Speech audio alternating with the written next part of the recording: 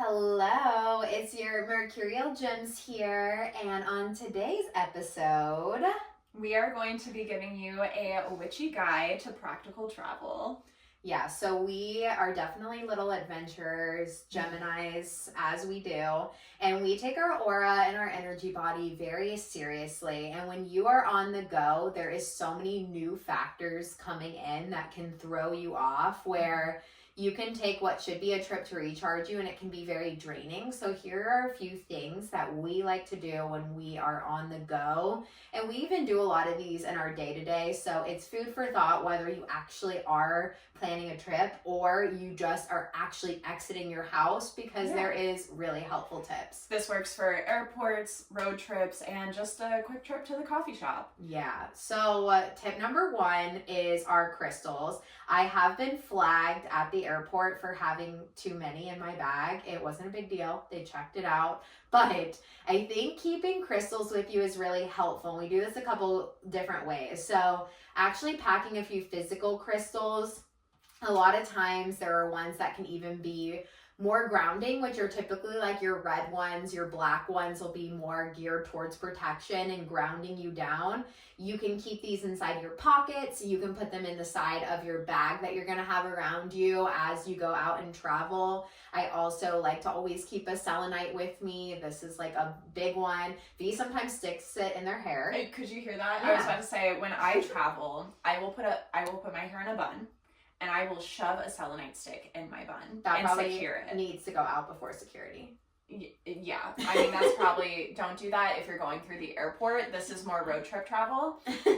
On the getting flagged through the TSA, I do like to put all of my witchy stuff in like a smaller baggie, so when I do inevitably get flagged, I can just pull it out and say, here, it's in here.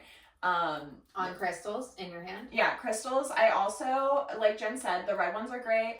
I love a good green, anything earthy. Earthy tones are going to help you ground a lot better. So, but wearing bracelets. Mm-hmm. Same intentions, just very casual, and they're like fashionable, so that's fun.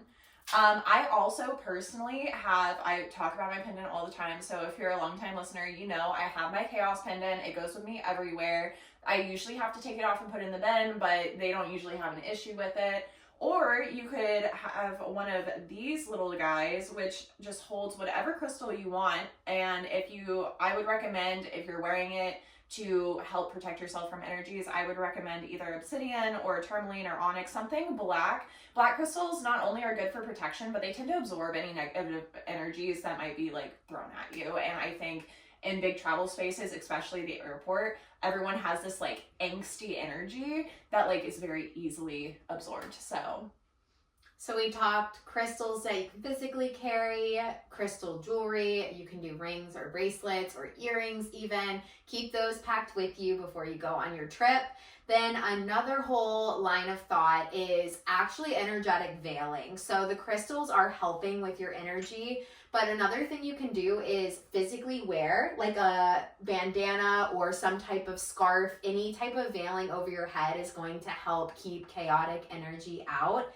And if you don't have an actual physical piece that you want to pack, you can ward up through your ponytail. You can literally charm a clip. Like, witchcraft is intention. So whatever you're putting into your hair, it could literally be a scrunchie. It can be as simple as like speaking your intention to your scrunchie. Sometimes, especially during the new moon, I will soak my favorite veils or hair accessories at the time in some moon water with a couple different herbs or essential oils that really zhuzh up the intention behind whether I'm trying to calm myself, protect myself, etc. You can put a physical braid in your hair, which can also be put with any oil for your hair. Mm-hmm. And you can just set the intention that unwanted energy will be caught in that. Braids have cross magic to them, so they can also help protect in a lot of different ways. The secondary pro to wearing a physical veil or even a hat is, especially during the summer months, like we need to protect our scalps. So although it's also energetically saving our sacred energy, it's also saving us from like skin damage on our scalp. So Yeah. And so creating an actual physical bubble around you is just taking a second when you're going to leave the house or you're about to enter into a space that's a little more chaotic and actually picturing a bubble around you that you are going to hold and that no unwanted energy is welcome in. Our imagination, our ability to picture something and just take an extra second of mindfulness to tune in can really shift so much. And if you start doing that bubble practice, you will have so much more energy after events than what you realize, and it holds a lot of potent power behind it. Almost every time we walk into a thrift store, a coffee shop, wherever, one of us will say, bubble up, and we literally take like 10 seconds and just like imagine a light coming out from the crown of your head and expanding around you. And this can be whatever color, whatever. Sometimes I'll take some really deep breaths and imagining those breaths are like extending the like radius of my bubble. It's very helpful. Yeah, and then a few other things that come to mind when traveling. Number one is whenever you arrive at your new space, this would be for more bigger trips, you want to always spend some time connecting to the land that is around you that you are going to be residing in. So just taking a minute to either be barefoot or put your hands onto the ground and just setting the intention with the land. Like, thank you for holding me. Thank you for allowing me to be in this space.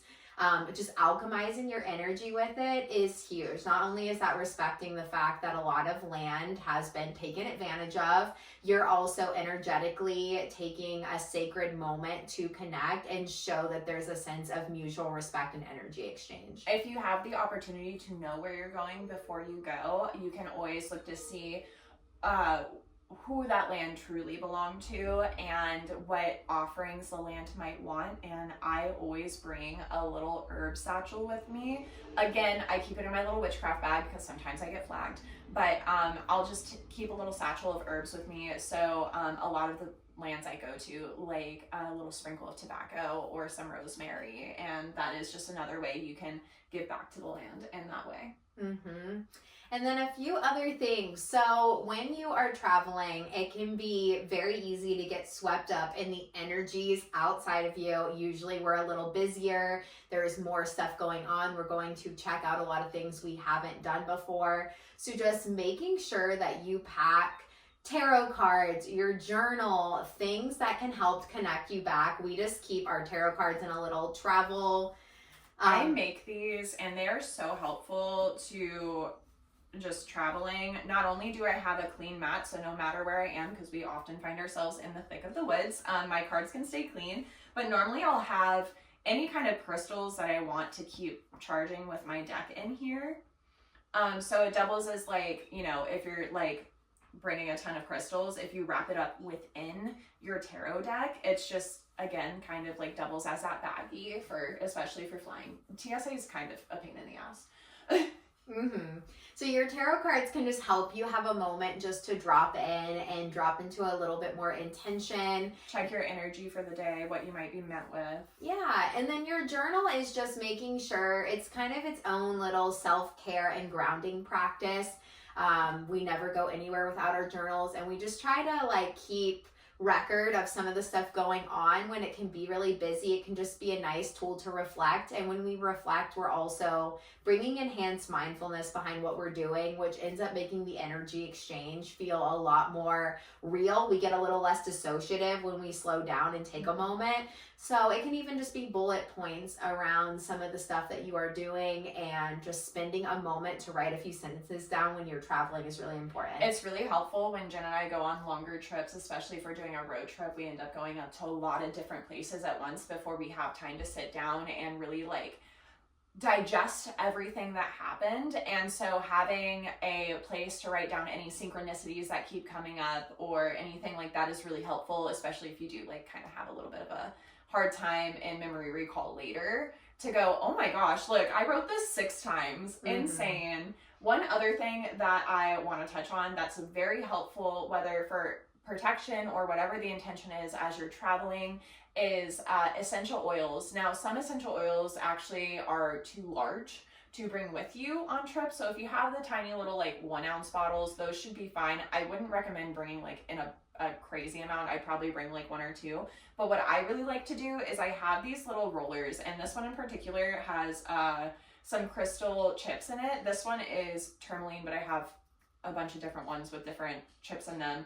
And if you mix an oil like jojoba oil with a few drops of your favorite essential oil that maybe holds the intention of whatever you want while you're traveling, while you're out. For this tourmaline one, I would probably recommend something like eucalyptus, or I have this raven oil that I love a lot that's a really good protection oil, and you just put a couple drops in here, and then when you're traveling, you just roll it on your wrist, you know, rub it into your wrist, rub it into your neck, wherever places you like to have a little dab for protection. And it works so well, and it fits in your pocket really easy. And these are tiny enough that they should not flag you, because 80% of it is crystal, not liquid. Mm-hmm. So that's another energetic protection. Final tip is just to make sure that you pack your water bottle and even some snacks. I just like to reiterate that not only does that keep our energy up, but we also, every time we ingest water and we ingest food, we're getting ourselves out of our busy mind and actually bring input into our body. When you get really excited and a lot's going on, a lot of times you'll skip food or skip drinking water. And those are actual things your body does to make sure you stay in body and you stay dropped in. So preemptively before any trip, just think through that and know that that is a witchy intentional practice in itself. It's keeping you connected to your body. I love a DIY trail mix. It helps every time. Trail mix also gets flagged by TSA, so I'll keep that close. All right, I hope you enjoyed these tips. Thank you guys for listening to another short, sweet episode, and we will see you in the next one. Happy Bye. travels!